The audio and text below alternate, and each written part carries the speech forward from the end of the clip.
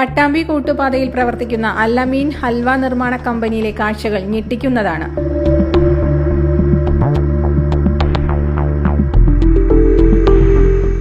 വൃത്തിഹീനമായ സാഹചര്യത്തിലാണ് ഹലുവ നിർമ്മാണം നടക്കുന്നത്. രുചി കൂടുവാൻ ചേർക്കുന്നത് 2 വർഷം പഴക്കമുള്ള ചെറിപ്പഴങ്ങൾ. ഇവ കേടാവാതിരിക്കാൻ കെമിക്കലുകളും ചേർക്കുന്നുണ്ട്. ഹൽവ ഉണ്ടാക്കാനായി വീപ്പകളിൽ സൂക്ഷിച്ചിരിക്കുന്ന ദ്രാവകങ്ങളിൽ നിന്നും വമിക്കുന്ന ദുർഗന്ധം കാരണം പ്രദേശത്ത് നിൽക്കാൻ കഴിയില്ല. ഹൽവകൾ സൂക്ഷിക്കുന്നിടത്ത് കോഴികളും മറ്റ് ജീവികളും.